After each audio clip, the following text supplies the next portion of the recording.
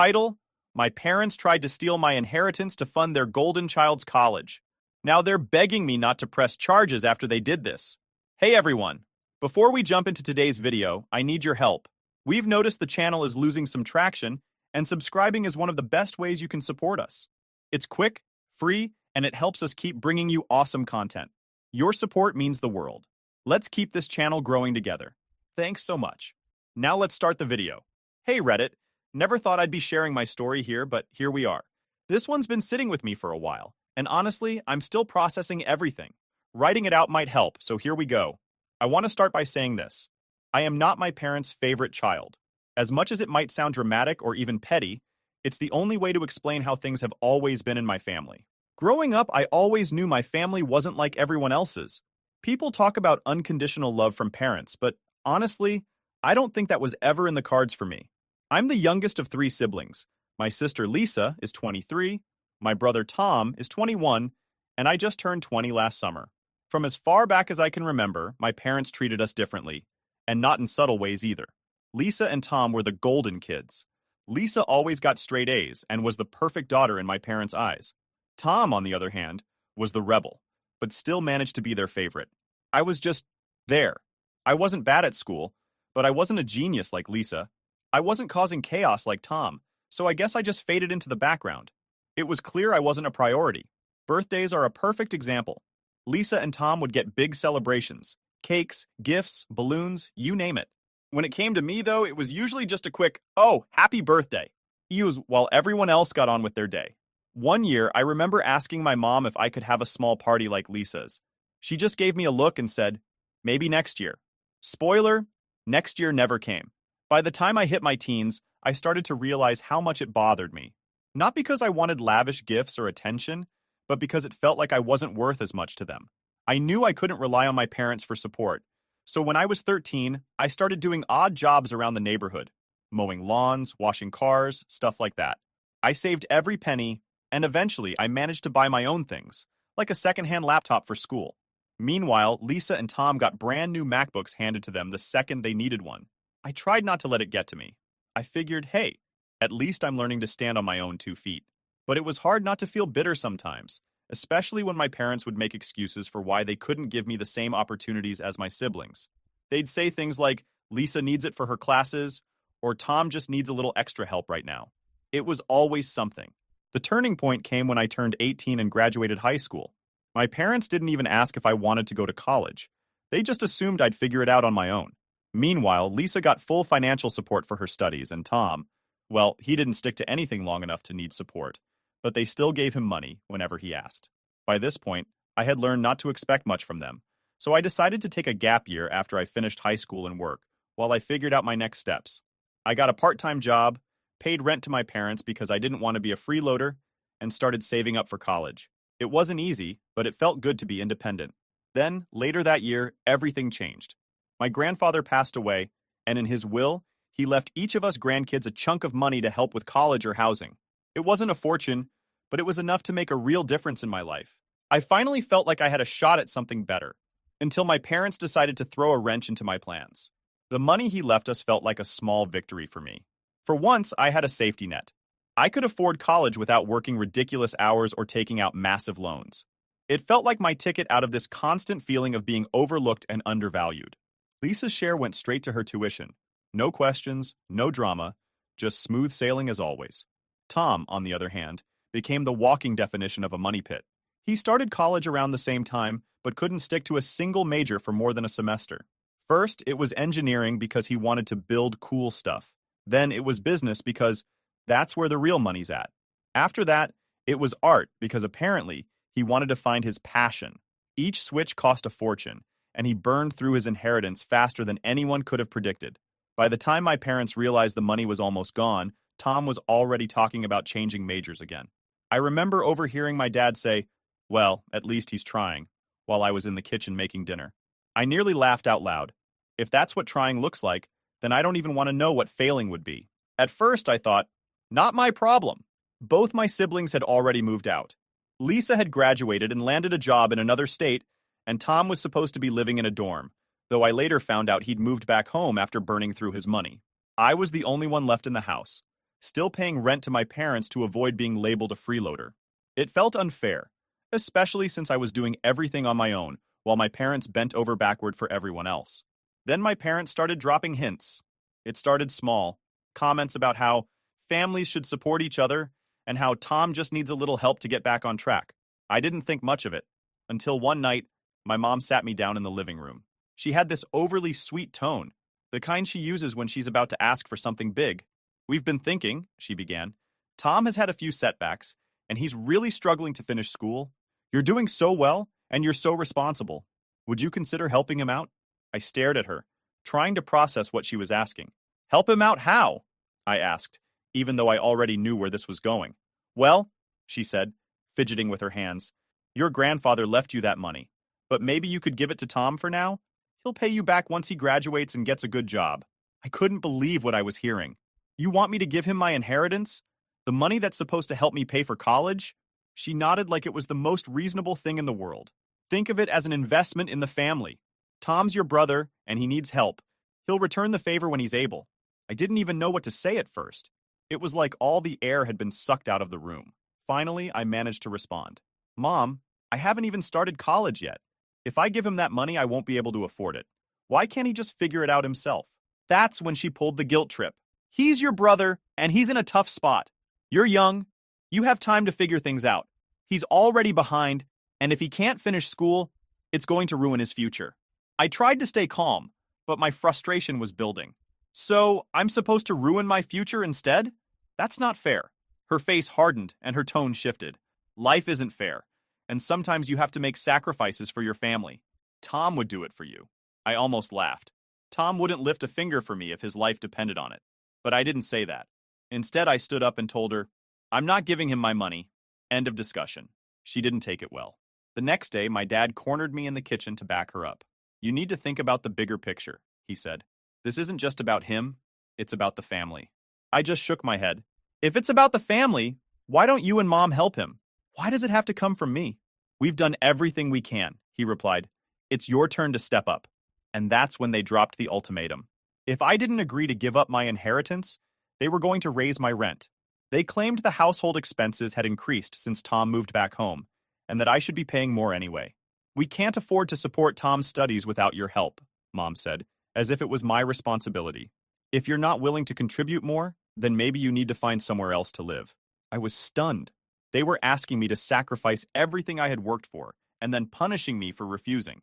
They wanted me to pay more rent, which they would then use to fund Tom's studies. It felt like a slap in the face. I was already paying more than my fair share, and now they were threatening to kick me out if I didn't fall in line. From that point on, my parents started giving me the silent treatment, only talking to me when they needed something. Tom avoided me altogether, probably because he knew I wasn't going to cave. They thought they could wear me down, but all it did was make me more determined to hold my ground. That money was my chance to get out of this cycle of being overlooked and used. I wasn't about to let them take that away from me. My dad wasn't much better, throwing in his own digs about how I was being selfish and not thinking about the bigger picture. The breaking point came one night during dinner. My mom brought up the rent situation again. "You know," she said, stirring her soup like she was talking about the weather, "it's not fair that we're struggling to keep things afloat while you sit on all that money." I stared at her, my appetite vanishing. "What do you mean struggling? I already pay rent every month, and it's not like Tom's contributing anything." She sighed, as if I was being unreasonable. "Tom is in a tough spot right now. We're trying to help him get back on his feet, but that means we need everyone to pitch in. If you're not willing to share your inheritance, the least you can do is help cover the extra costs." "Extra costs?" I repeated, my voice rising.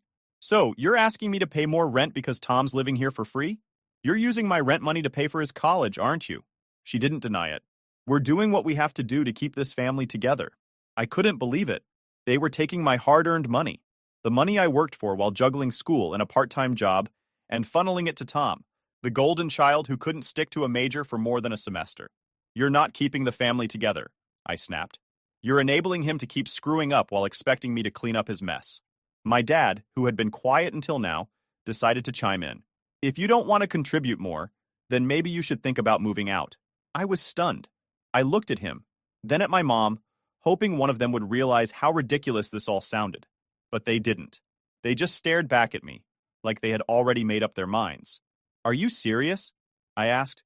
You're really going to kick me out because I won't pay for Tom's mistakes? My dad shrugged. You're an adult now. If you don't like the way things are, no one's forcing you to stay. That was it.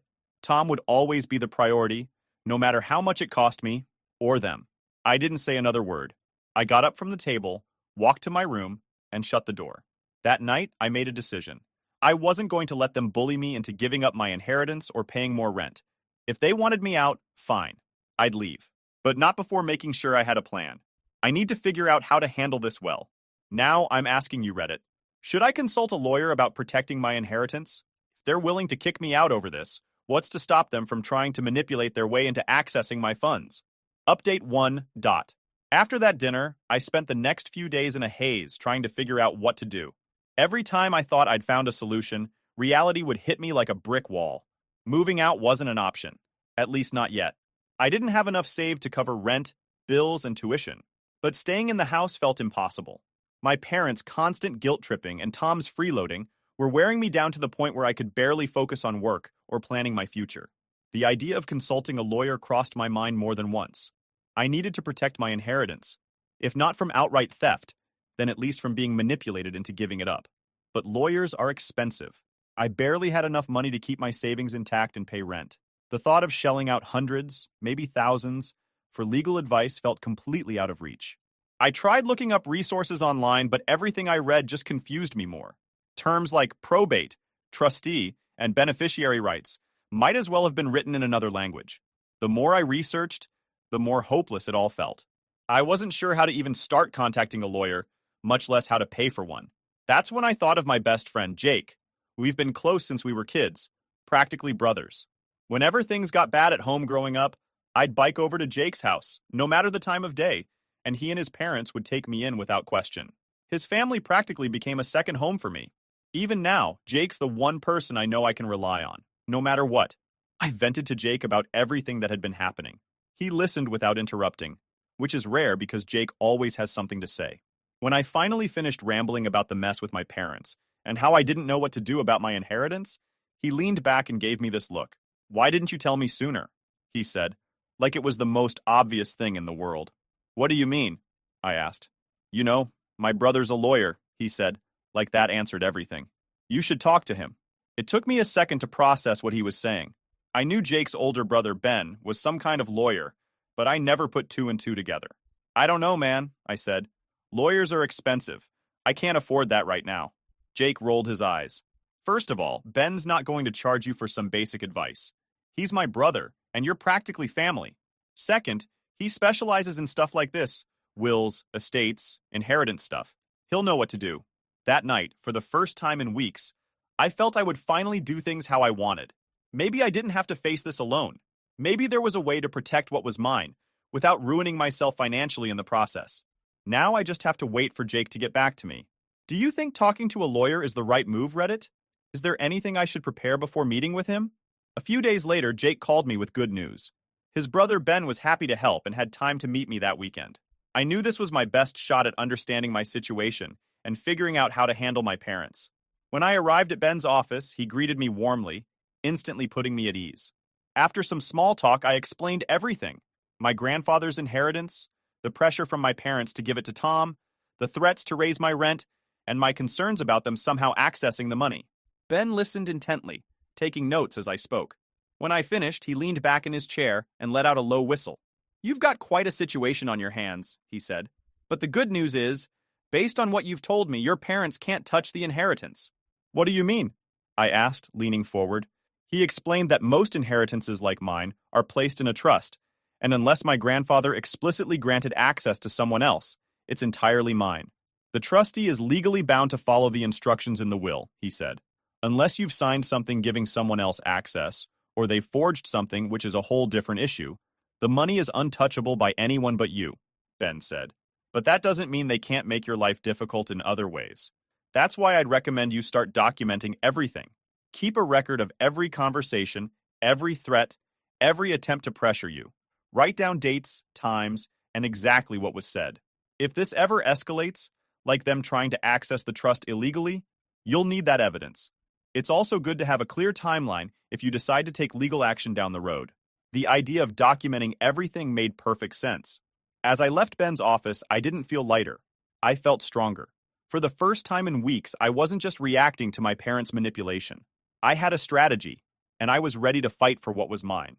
The inheritance wasn't just money to me, it was my future, my independence, and I wasn't going to let anyone take that away.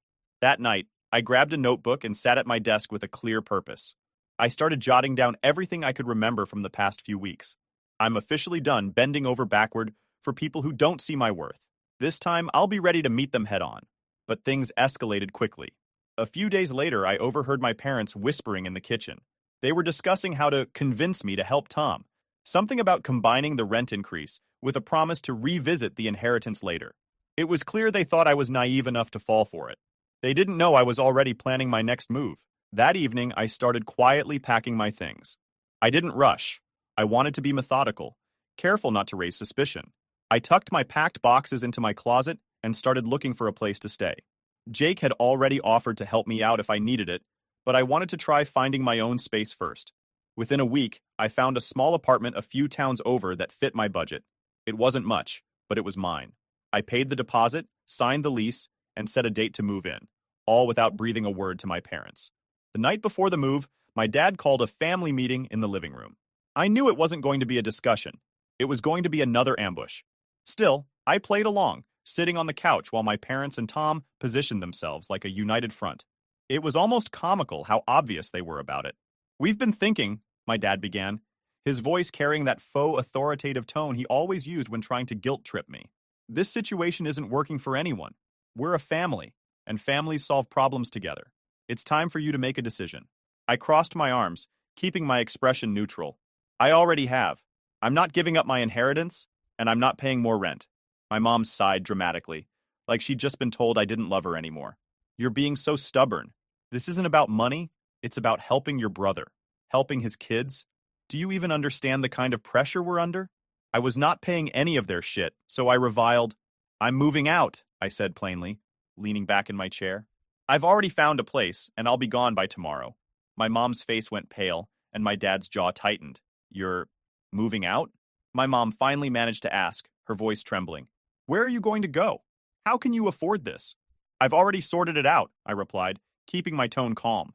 "I have a lease signed and a plan in place." "But why would you leave?" she continued, her voice rising in pitch. "You don't need to go anywhere. You have everything you need here.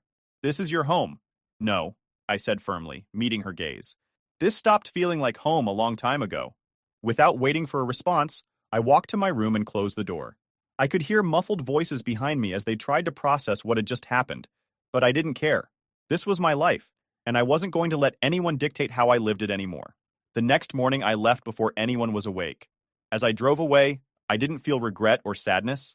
I felt free. Stick around for the next update. Things are far from over, and the real drama is just about to unfold.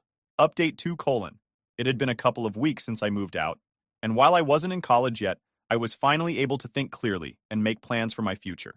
I was saving every penny I could, preparing to enroll in the upcoming semester. A few weeks after I moved out, I thought things had finally settled. Sure, my parents still sent me guilt-tripping texts, but I ignored them. For once, I felt like I was in control of my life. But then, Tom's college situation came crashing down, dragging everyone back into chaos. It started with a call from Lisa, of all people. She rarely got involved in family drama, but her voice was tense when she called me one evening. "Have you heard about Tom?" she asked. "No," I said cautiously. "What now?" "He's been kicked out of college," she said flatly. Apparently, he didn't meet the academic requirements again. I couldn't say I was surprised. Tom had been changing majors and coasting on half-hearted effort for years. "What are Mom and Dad doing about it?" I asked, already bracing for the answer. "They're scrambling," Lisa replied. "He's burned through his inheritance, so they're trying to figure out how to get him back in. I think they're planning to take out a loan to cover tuition." I sighed, shaking my head. "Of course they are. Why hold him accountable when they can just throw more money at the problem?" Lisa hesitated. "That's not all. They've been talking about you. Mom's convinced you'll change your mind and use your inheritance to pay for Tom's tuition. She thinks you just need a wake-up call to realize how important this is for the family." I laughed bitterly. "Unbelievable. They're still trying to drag me into this?" Lisa sighed. "You know how they are. They won't let it go." The next day, the guilt-tripping escalated. My mom called, her tone dripping with desperation. Tom is going through such a hard time, she began, skipping right over any pleasantries. He's trying so hard to turn things around, but the school won't give him another chance unless we pay up front for the next semester. I stayed silent, waiting for the inevitable. We were thinking, she continued, that you could help, just this once. Use some of your inheritance to cover his tuition, and we'll make sure he stays on track this time. It's the least you can do for your brother. No, I said firmly, cutting her off. That money is for my future, not to bail Tom out of his mistakes. Her tone shifted instantly, becoming colder. How can you be so selfish? He's your brother. He's trying to make something of himself, and you're just sitting on money you don't even need yet. I'm not selfish, Mom, I replied. I'm responsible. Something Tom could stand to learn. She hung up on me after that. Then Tom called, and his tone was even more desperate than usual. Look, I know I've screwed up, he started, but this is my last chance. I found a program that's perfect for me. I just need a little help to get started. I cut him off. Tom, no. You've had plenty of chances. I'm not using my money to bail you out again. You're not even in college, he shouted, his frustration boiling over. You're sitting on that money for nothing while I'm trying to make something of myself. You're not trying, I snapped back. You're expecting everyone else to clean up your messes. I'm not doing it anymore. Then he muttered, You'll regret this, and hung up. A few days later, Lisa called again, this time with a warning. Mom and Dad went to the trustee overseeing your inheritance, she said. They're trying to convince them to release the money early. What? I said, my heart sinking. They can't do that. It's in trust. They're desperate, she said. But don't worry. It sounds like the school told them there's nothing they can do without your consent. I immediately called Ben, Jake's lawyer brother, to make sure everything was secure. He confirmed that the trust was airtight and advised me to keep documenting everything. If they try anything shady, you'll have the evidence to protect yourself, he said. Without access to my inheritance, my parents decided to co-sign a loan for Tom's tuition, putting themselves even deeper in debt. Meanwhile, Tom's academic career finally hit a dead end. The private program they enrolled him in dropped him after just one semester when he failed to meet their standards. Instead of holding him accountable, my parents doubled down on blaming me. They called, texted, and even sent letters, all variations of the same message. I'd abandoned the family. I ignored all of it. I wasn't going to let their poor decisions derail my life anymore. Months later, I finally enrolled in college, using my inheritance to cover tuition and living expenses. It felt like a fresh start, a chance to focus on my future without the weight of my family's expectations holding me back. As for Tom, he's still living with my parents, working a string of dead-end jobs and complaining about how life isn't fair. My parents continue to enable him, but their finances are stretched thin. They've made their choices, just like I've made mine. The next day, I called Ben, Jake's lawyer brother, and explained the situation. He immediately pulled up the trust documentation and contacted the trustee. A few hours later, he called me back, sounding serious. They tried to forge your signature, he said bluntly. The trustee flagged it right away. They submitted a request to access the funds, claiming it was on your behalf, but the paperwork didn't match up. The trustee reported it as fraudulent. I was stunned. Even though I knew my parents were desperate, I hadn't expected them to stoop this low. What happens now? The trustee filed a formal complaint, Ben said, and I've forwarded the details to the proper authorities. If you want, you can let this play out legally, or we can try to settle it quietly. For a moment, I felt nothing but clarity. This wasn't a decision to be weighed. It was a line they had crossed, and there was no going back. No, I said firmly. They've made their choices. Let it play out. The situation escalated quickly. My parents were served with legal documents accusing them of attempting to commit fraud by forging my signature. They were forced to hire a lawyer, and the fines alone were substantial. I found out through Lisa that they dipped into their savings to pay the legal fees and were scrambling to cover the costs. Tom, of course, was furious. He called me one evening, ranting about how I'd betrayed the family. You didn't have to take it this far, he yelled. It's not like they were stealing it. They were just trying to help me. Trying to help you by committing fraud? I shot back. Do you even hear yourself, Tom? This is exactly why I had to leave. You and Mom and Dad think you're entitled to whatever you want no matter the cost. They're your parents, he shouted. They've done so much for you, and this is how you repay them? I didn't bother arguing. I'm done with this conversation, Tom. The fallout was brutal, for them at least. The court ultimately imposed a hefty fine on my parents and issued a formal warning that any further attempts to access the trust would lead to harsher penalties. They narrowly avoided criminal charges, but the financial hit was significant. Now my parents are left picking up the pieces. Their finances are in shambles, and Tom's college dreams are officially over. He's stuck in a dead-end job, still living at home, and still blaming everyone but himself. As for me, I've finally enrolled in college, using my inheritance exactly as my grandfather intended. It feels like a fresh start, a chance to focus on my future without the weight of my family's expectations holding me back. I always keep reminding myself that I didn't choose this path. They did. By trying to manipulate and control me, they forced me to take a stand. And for the first time in my life, I'm proud of myself for doing just that. To everyone who's taken the time to read my story, thank you. If you're facing a similar struggle, remember this. It's not selfish to put yourself first. You deserve to be valued. And if the people around you can't respect your boundaries, it's okay to walk away and prioritize your own well-being. Sometimes, protecting your peace means choosing yourself.